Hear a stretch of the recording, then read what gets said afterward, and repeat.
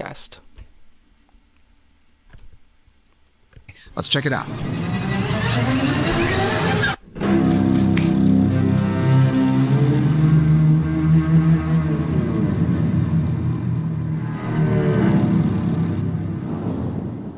This week, we learned a ton about Gears of War E-Day at the Xbox Game Showcase and the Gears Focus Direct, which followed right afterwards. But I will say one of the things we always hear from players in the comments, they love to see pure gameplay video to really get a feel for what is coming their way. And, well, that's what we have for you right now. And even better, in order to help us break this down, we are joined from, people who are making this game. Arjan, Nicole, Matt, how you doing? Great. Good. Yeah, really good. So it's been a little while since I've been here. It's been, I think it was 2019. We were, for Gears 5, we brought a bunch of people up here, and it's great to be back. But one of the things I will say is, I'm seeing familiar faces and I'm seeing new faces. So, how have things been up here at the Coalition? What's evolved and changed over the past 7 years? I mean, it's been a journey making E-Day, and it started really after we finished Gears 5 and Tactics. We shipped a bunch of things just afterwards, and around that time, we were looking at what the next game was going to be. But also, right around that time, the world went into a big change. The pandemic hit. So at our studio, we had a chance to reflect on Gears and the franchise. We talked to fans. We sort of explored what the game meant to us. At the same time, we had this crew that had been building games together for a decade or more, and specifically Gears. So we had deep affinity, obviously, with the franchise. People love it, but also a bunch of experience. And then through the pandemic, we did this reflection on the franchise. We picked our direction on E-Day, and we had this cool influx of new energy and people that joined the studio, along with some of the people that had been working together for so long. So yeah, lots of change, lots of familiar faces, lots of awesome energy, and driving towards this vision we had for E-Day, and finally getting to near the finish line and getting to show it to people. That's awesome. One of the things as we were walking into this room, I noticed a mural which seemed new, and the one that says "Never Fight Alone." Yeah. I would love to know what that means to the Coalition. Yeah, there's a lot of new murals. It's fantastic to see us kind of put that up into the studio, because we've really elevated over the past few years as kind of like a mantra inside the team. It's kind of always been around for Gears. It's been a tagline sometimes, but it actually was in a design doc way back, and it really was kind of meant to describe co-op play. But over time, it's just taken on a lot more meaning for us in terms of, why we build Gears, the stories that we tell in our games, the values that we have as a team and how we work as a team and how we support each other. And then also kind of what's going on, with our fans and how they relate to the game and the stories. And ultimately, it's just about having each other's backs and getting through life. And, it's a really nice rallying call to everything that we do, and it kind of brings everything home in terms of what Gears means to us and to fans. I really hope they show some new things. Just what we're making. How is the team feeling here in this final stretch before launch this fall? I think the team's feeling pretty good. This is kind of the time where we've put in a ton of effort, but the finish line starts to show itself. And I think that's really invigorating, because you start to realize that all the hard work we've done, it's gonna come out soon, and people will get to see it finally. So I personally, I'm feeling pretty invigorated. Like I said, we have been cranking for a long time. I'm sure fans are wondering what took so long, but we just, of course, I think as you start to see the product come together, you start to get the sense of, whether you've fulfilled all the promises you made 4 or 5 years ago in pre-production. I think we've done that. So I'm quite excited. It's an exciting time right now. And it's exciting for us and for me, because now we are going to apply Never Fight Alone to watching together as we see this new gameplay video. So what do you say? Should we jump in? Let's go. Yeah. This is the Coalition Emergency Broadcast System. I saw the trailer. There are reports of multiple tremors causing minor damage across Kelowna. Stay sharp. Don't let them surround you. Cool. So we're in, and what's really cool about this very first moment in the demo is this is quite early in our game. This is the moment these Gears Bravo Squad pick up a gun for the first time. So we give you a snub off this police car, and the shit has just hit the fan. So you're seeing the chaos as a player the exact same way Marcus and Dom and everybody else is seeing it. Yeah, and it was really important for us as like a first gameplay reveal to drop you like right into that first night of chaos, right into the invasion and pay that off. Yeah, for sure. And another thing to notice is just the challenge we had where we had to build a city that's actually alive. In every other Gears game, all the shit's already happened and the cities are all destroyed, which is so much easier to build. But the amount of detail we've got to cram in so that players will actually, credibly believe that this is a living, breathing city that we're about to rip apart. We actually saw like a survivor running away. I'm not used to seeing like other some people get away. Some people Some get away, some don't. There's so much stuff going on in this very first moment. There's wretches climbing up the train tracks. There's one on the bottom of the subway. They're like, you get a sense of like, not everybody, the characters, and even what we wanted here was that people can't take in how much just craziness is going on in the city as the monsters attack. Yeah, I think another cool thing is, well, maybe not cool, but no matter how hard you try, you can't save everyone in this first street. Yeah. You're just walking through, you might be shooting a couple wretches off people, but there's 3 or 4 other ones eating people beside you. So that's a pretty important feeling because they're pretty underpowered right now, and the invasion is it's pretty heavy duty. So Marcus and Dom were at the bar having a drink.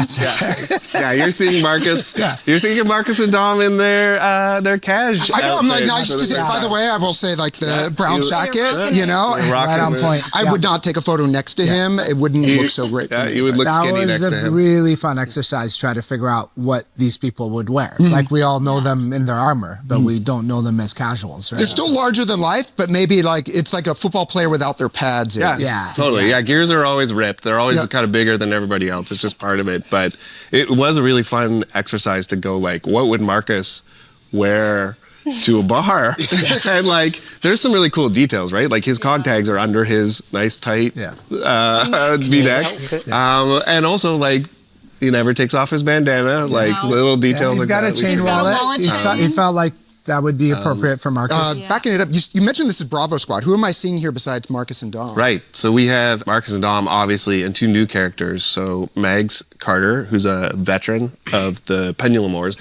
She's from Kelowna. She's working in the emulsion refineries now. She's sort of like returned to the brotherhood she had before, but she's the person who's seen the most in battle. And then we've got Lucas Reyes. He's a rookie. He's a comms officer who actually never made it to the front. Like very competent, and he had sort of dreams of glory, but never made it there. And these 4 people in this first moment, they just happen to be in the same place, but these are 4 Gears who, when it breaks out, they run towards the threat while everyone else is running away.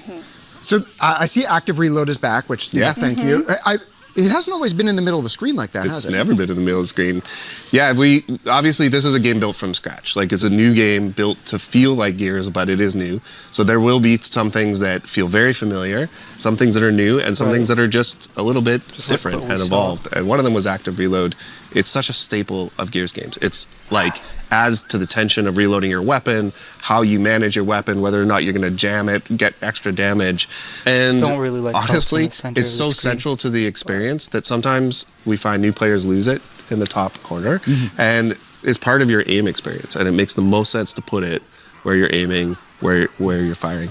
And there's some cool new stuff tucked in the active reload. I don't know if everybody caught it. No, what is it? So you can see in this demo, when we use the Nasher in there, some of our weapons now have single shell loading. So you can see each shell load in the active reload bar.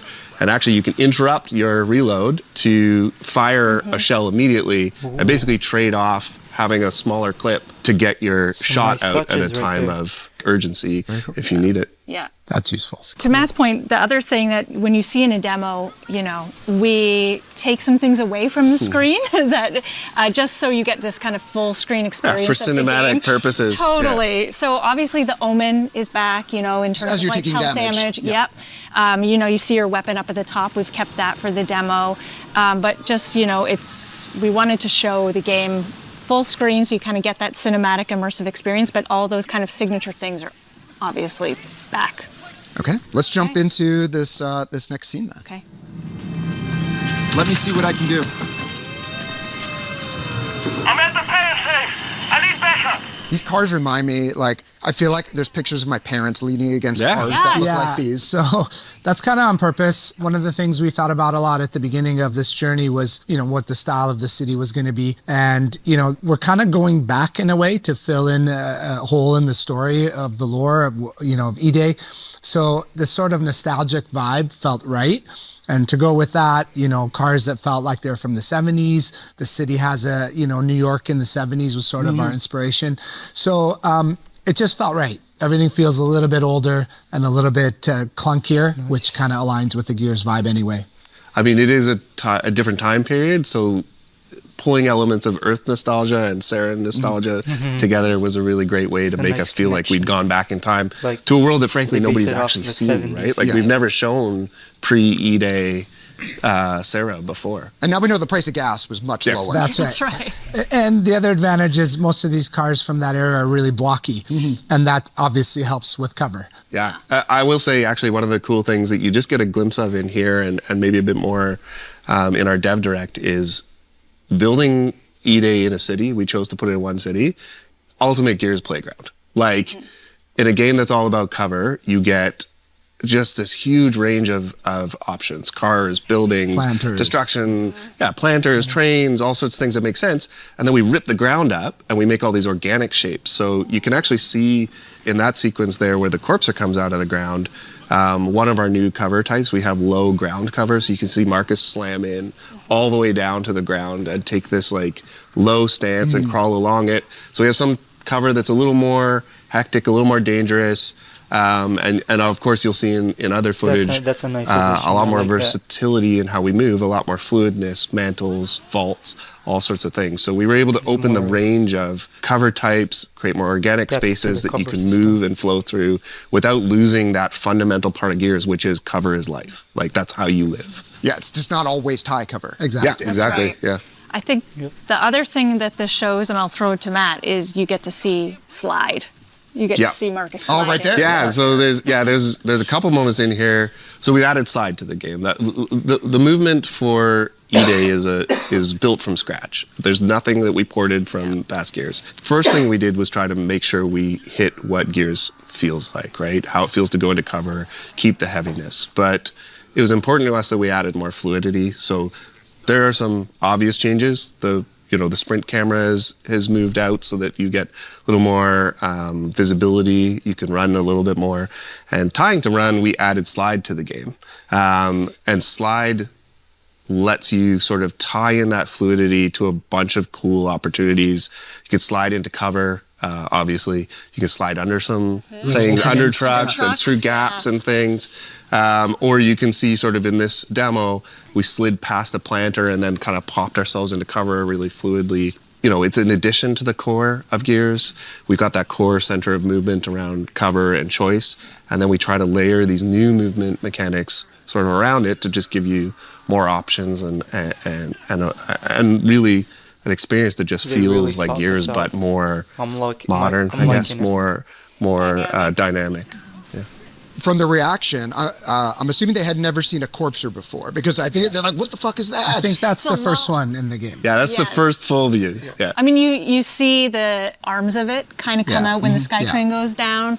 But yeah, there's a lot of, what the fuck is that? Yeah. What the hell is that? We get to experience the Locust the way the squad does. So there is a ton of, in this game, there is a lot of, holy, what the shit? What else would you say? This demo does jump time just a little bit through a mission. Obviously, we're kind of cutting out. Yeah. But there is a cool little sequence you see there where rookie Lucas spots the legs first when the train collapses, and tries to call them out, and nobody else saw it, and then it comes up later. You see that? It was something big! Like huge crab fingers picking up through the street! Just the adrenaline, kid. We need to keep moving through the underpass. I think we have a beat in that mission earlier where he's like, I told you! He's like, giant fucking spider legs! Exactly. And we also saw the retro Lancer, I guess in this era, the current Lancer. That's right. Yep. And not retro. just lands. Just lands. Yeah. And I saw you kept like the for me, one of the most satisfying, you do the charge and then the impaling. Impaling. Yeah, one of the things you see there when you did that execution is that Marcus gets covered in blood when that moment happens. So we've put in a few extra things to allow you to see kind of the world touches you as a player and you touch the world. And you can see that on the player themselves. We do that throughout the campaign as well with blood and dirt. So in different moments, the blood level on the character will go up and then it'll go down. Same with dirt. So in previous gears, we've always had super shiny armor and it looks really good and it looks great in HDR and everything.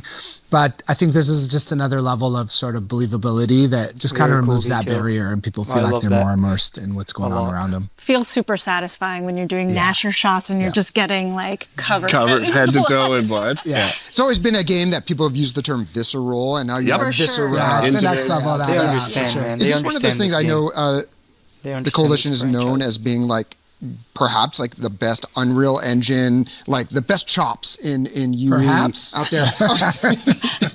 I'm trying to give some people, I don't want everyone to feel bad. Okay, the best with the Unreal Engine are these things that are now possible because of your mastery of Unreal Engine 5, or is it just like the art choice that you've chosen to do? I think some of this stuff is just an evolution of what we've done before. Like, for example, the blood and dirt. I don't think there's anything inherently in the engine that's allowed us to do that now. So there's a whole bunch of stuff where we've done this a few times now and now we're like one-upping it. But there's definitely tons of stuff we've done in this game that is tied to the tech that's available in Unreal. Yeah, I think the evolution of like, there's some stuff that for sure is just creative direction, deciding to do E-Day. I think the biggest thing we benefited from is the city. We made Kelowna so we could experience this global event in our lore at a very intimate scale and see the story of one place. And as a result, we basically built a whole city. like the identity of the city, the detail, the people, right down to this micro destruction and everything that's going on there. So we get that. But we literally built Kelowna. Like you can pull the camera up in the engine and look and the city is there. And so every time you're in a level, you're looking somewhere else. Like it's the actual location of that other place, which I don't know that we could have done that before. And I think that's probably, there's a long list of technology that's come with UE5 or we built here that has kind of allowed this whole package. But that's the thing that's benefited the most. And not just build a city, but build a city to destroy it. Yeah, and rip it apart. Build a city and rip it apart. Yeah. Yeah, it's not a static set, right? You're going to experience this world. You're going to see it fall. You're going to see the spectacle moments. You're going to traverse back into areas that were intact, and there'll be smoking ruins, and you'll see kind of that loss, and that really helps kind of like deepen the story and deepen the sadness and the gravity of what happened and what Emergence Day was. Yeah, I think that was an important thing for us, was to make the city feel like another character in our game, so that when you see it get destroyed, you actually feel something. It's not just a set; it's actually a living, breathing character in our game that now is getting taken away despite your best efforts. Yeah. And in previous Gears games, everything's already destroyed. Exactly. It's just constant rubble, and it almost just, you become you never get to see it destroyed. You're walking through the history of a place that fell a decade ago, right? Yeah. There's more to pick apart in this scene, so let's play it back one more time. Yeah. Let me see what I can do. I'm at the pan safe. I need backup.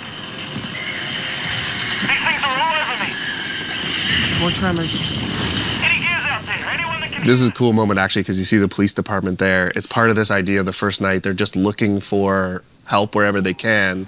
But this moment where the corpse rips through the ground, I think is a really awesome example of how we treat e-holes. We have, the systemic ones that you close with frag grenades, but we also have these spectacle ones that just open up and sort of dump enemies out into space and collapse parts of buildings and cover you with smoke, which is just such a cool way to flood the city with this chaos. Yeah, the other thing that's new for us with e-holes is sort of this color red, the red light that pours out of every e-hole. We sort of made this commitment early in pre-pro that red would be, the e-hole color. We try to avoid using red anywhere else as much as we could. And we'd keep it as primary and strong as we can, which is kind of a bit of a challenge because it's not an easy color to work with. But basically, whenever you see red like this in the game, it's either an E-hole or it's danger.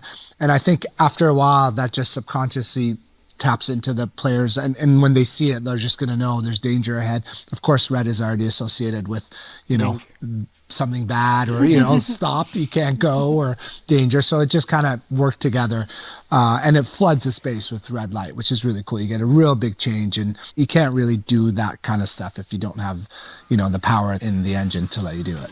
One of the cool things in that moment where they pour out too, and you see across this demo, we're seeing the beginning of this invasion that we unroll through E-Day, right? And so the very first enemies we see here are wretches, but they're not armored the way you normally see wretches in Gears games. And that's because we're seeing sort of that first wave of shock troops come through the city, these almost like attack dogs, the way the Locust used them.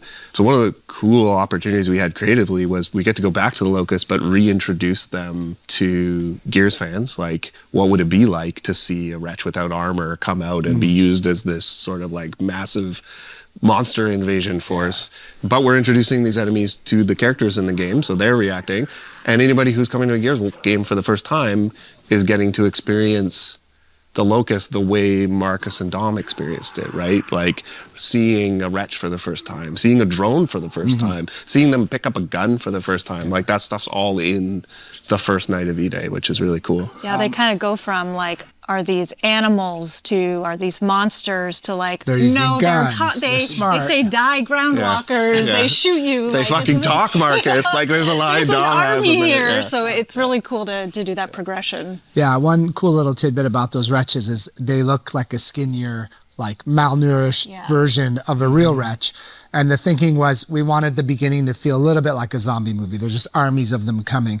And so what we thought is, what if they took all these wretches, put them in cages, didn't feed them, turned them into hungry, rabid attack dogs, and then released them all into the streets. So that's sort of why they look like that. And then as you go forward, you start to see the bulked up wretches. Then they have armor, so you get the full range.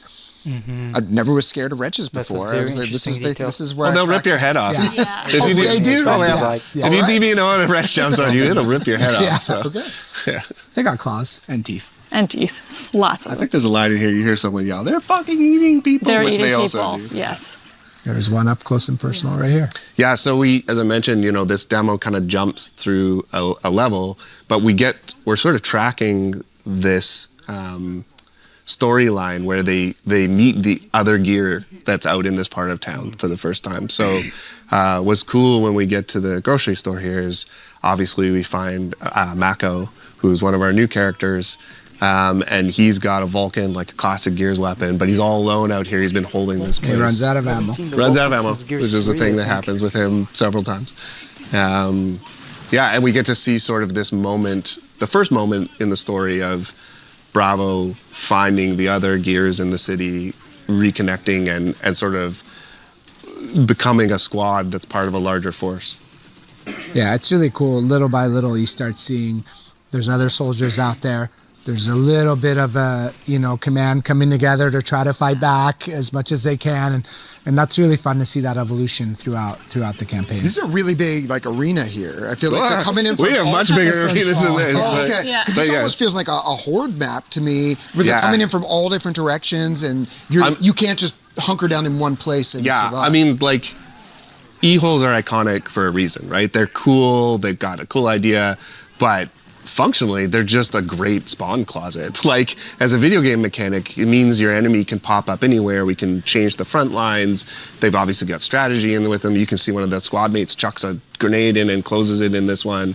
So it's just awesome to bring it back. And getting to imagine the pay and save this grocery store was so cool because, obviously an awesome Gears map.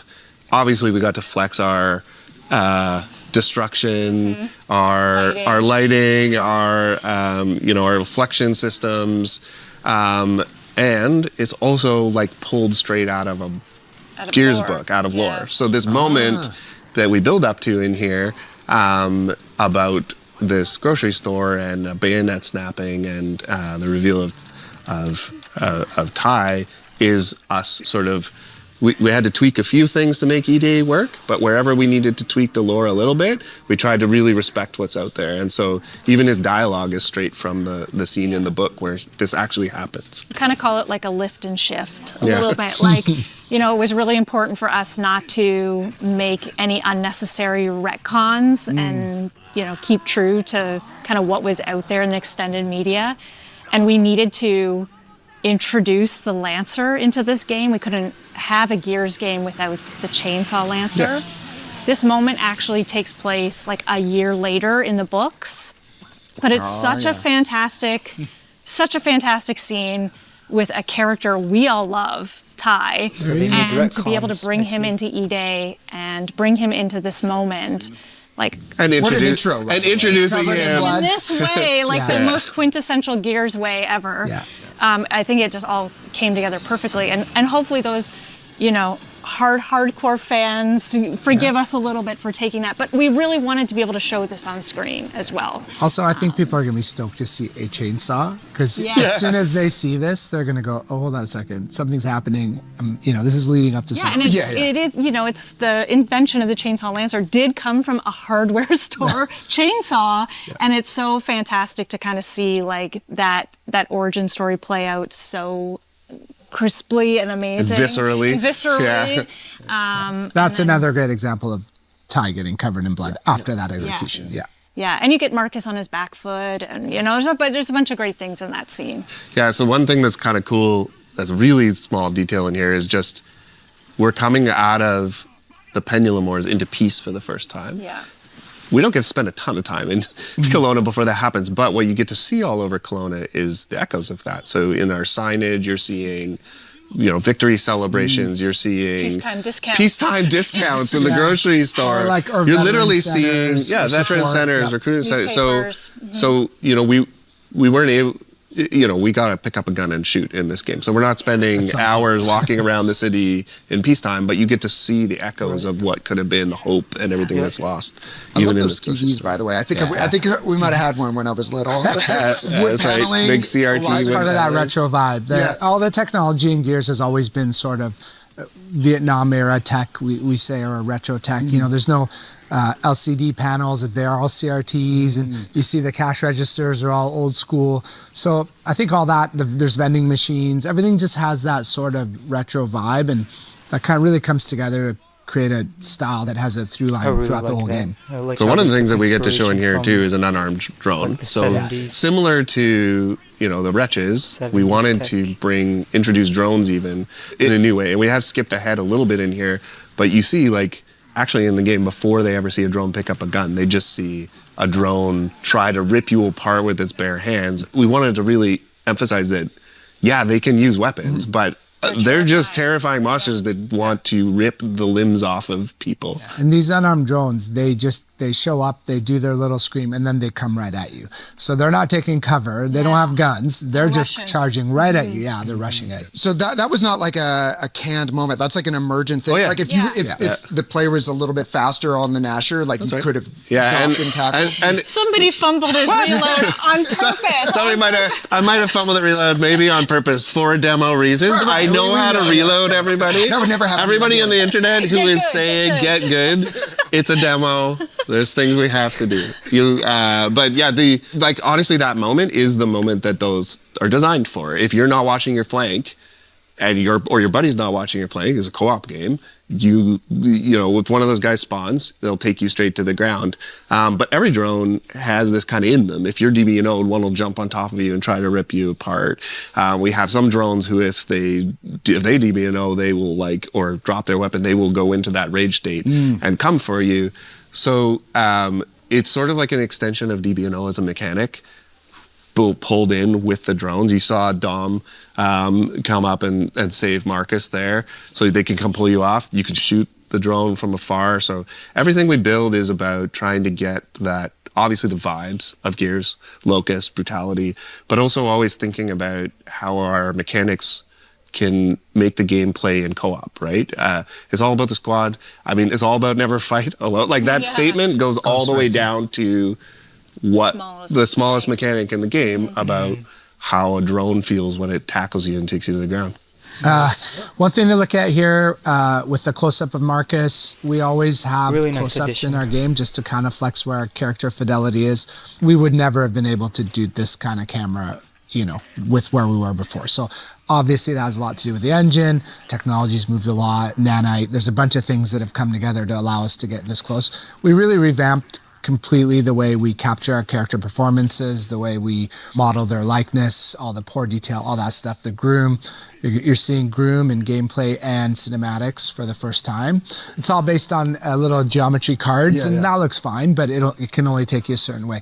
So there's a lot of firsts that you're seeing with the characters, and that shot of Marcus getting choked out is a good example. This kind of reminded me, I got a little bit of a flashback of like General Rom lifting up Min in the original. We've got some good callbacks in this game.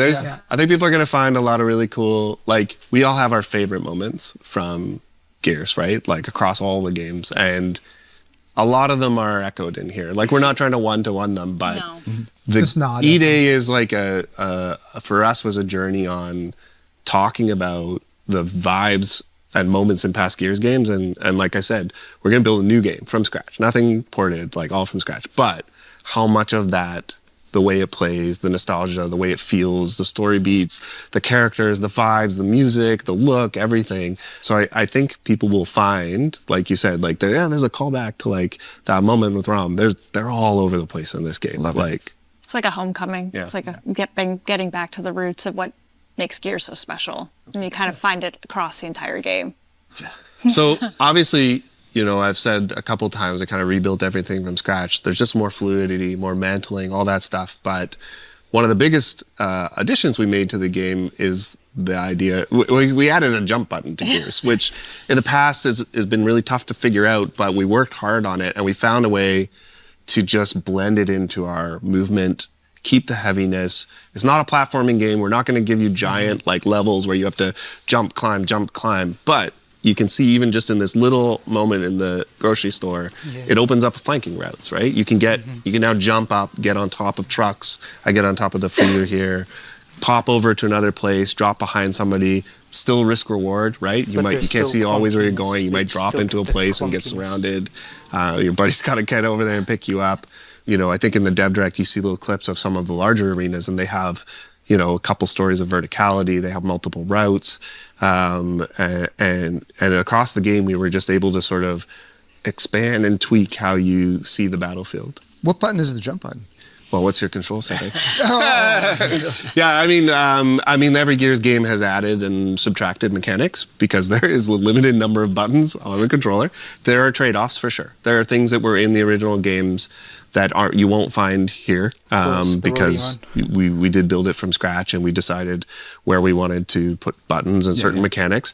There are things for sure in the future we might look at bringing back as we layer in mechanics and stuff like that. But we wanted to really focus on what it would be like to take the pillars of Gears movement and combat and build a game around those pillars, but in 2026, right? What would that look like? Think about that. What would that, well, I was when did we start and when did we end? But what would it look like to build a game around those same pillars that the original Gears was built about, but do it today?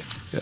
This is the exact moment that the Lancer becomes the retro Lancer, I feel like. Yeah, there you go. Exactly. The moment of obsolescence. Except, of course, you can still get them and still cut guys' heads off. And it's still really fun. Yeah.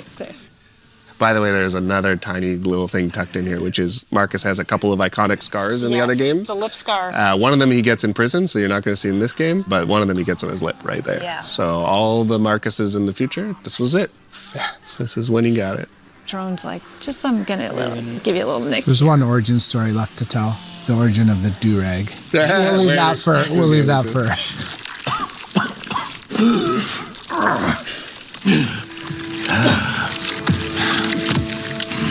Our roads converge again. We should talk actually about who is playing Ty, because we have a new actor playing Ty Kaliso, Matiruange Heta Morris from New Zealand. He's the arm wrestling champion of New Zealand. Arm wrestling champion of New Zealand. Is that how he got the role? He is Ty. He is Ty. This is his first game. He is a wonderful, wonderful human. And he really embodies, Ty's spirit and physicality. And physicality. And just a fantastic all-around person. And tattoos. Yeah, and tattoos. So just really excited to kind of like bring Ty, into 2026. He's such a small part of Gears 2. But yet such a fan favorite. Such a fan favorite. And it was an easy decision. It was like, who do we want to spend more time with? Like, Yeah. obviously, Ty. Yeah. So, yeah.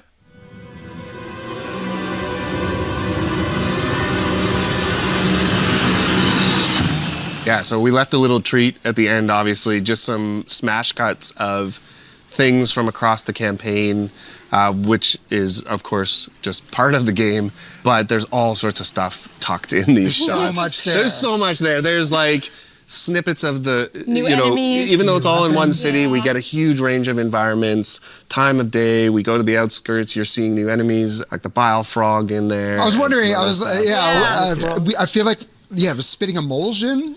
He's spitting acid. So there's lots of emulsion in the game. He's spitting acid. The cool thing about Locust coming from the Hollows is they enslave essentially Hollows creatures. So there's this untapped, like, you want to imagine a creature exists in the Hollow. A frog that spits acid? Hell yeah. Like, and Gears is awesome at that stuff. We've had that rock worms and all sorts of things in the past. That just this idea that anything could come out from underground, and we got to play with that. It's a nice mix of reimagining enemies we had and new enemies. There's definitely a few more that aren't in there. So Yeah. We doesn't give everything away. Just some brief teases. Yeah. There's a couple other little let's run back through that again. Yeah, there's a couple awesome little moments in here. You're going to see, I think you'll see glimpses of new weapons.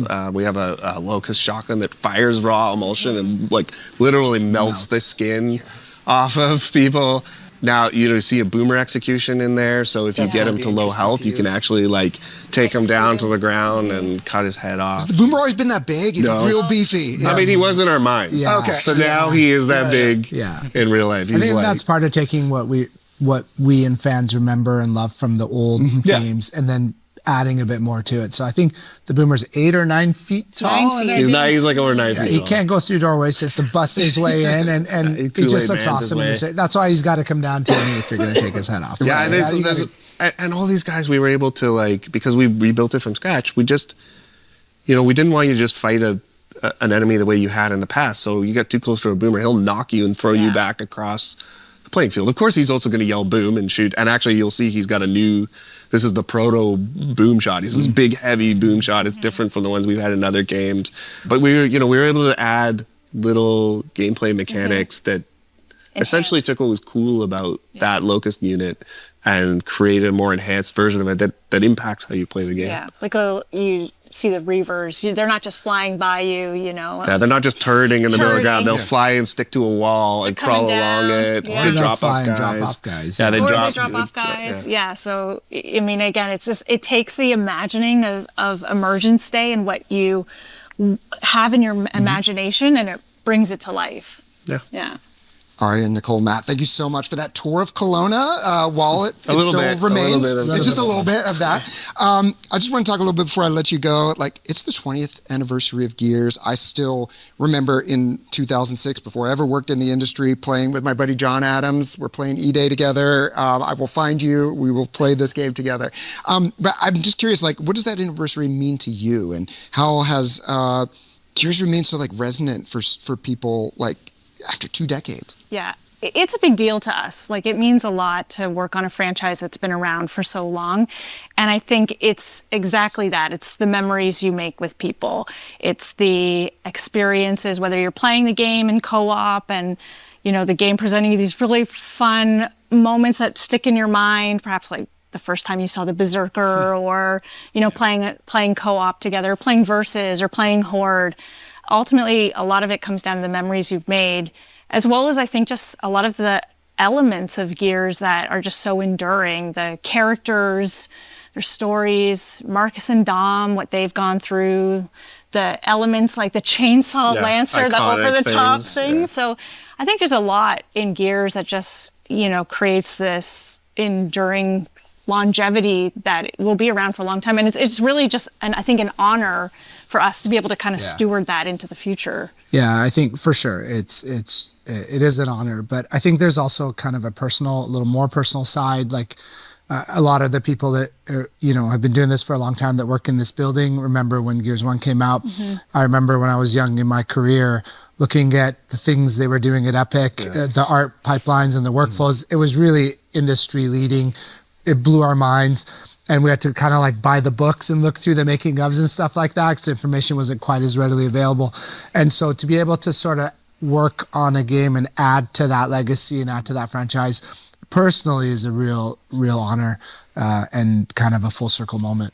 Yeah, and I think, I don't necessarily think when we started with E-Day that we were like targeting like 20th anniversary, but we did feel in the studio, all of us being huge fans, a bunch of us having worked on Gears for quite a while now and feeling that ownership and sort of like importance of continuing the legacy. It did feel when it ended up lining up E-Day and this, it did feel like it made sense, right? That we had this vision of this game we wanted to make that was about, making a game a story we wanted to tell about those franchise icons, about kind of the emotional core of Gears. And obviously, like every Gears game has taken some swings, and we wanted to take some too. And it just felt like an awesome time for us to line it up with that moment. Well, thanks for bringing us new gameplay to look at. I'm very hyped up. The release date was announced October 6th is when we're going to be playing this. Super hyped. But there's ways to get your hands on the sticks to try out that active reload before that. Can you tell us about what's going on? Yeah, for sure. We're going to have some betas this summer. Obviously, we want people to come and play, feel the game.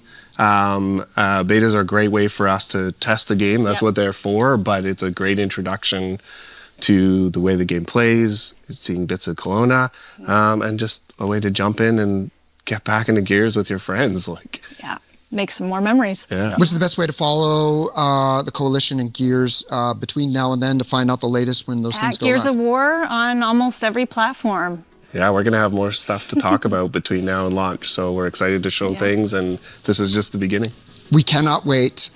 So we will be tuned in. We will try to get you back, but you should go back and make the game and finish the game. We'll let you do that, and we will let you go as well. We have a ton more content coming out of the Summer Game Fest and from Xbox Game Showcase, so check that out wherever you're watching this podcast. Thanks, and we'll see you on the next one.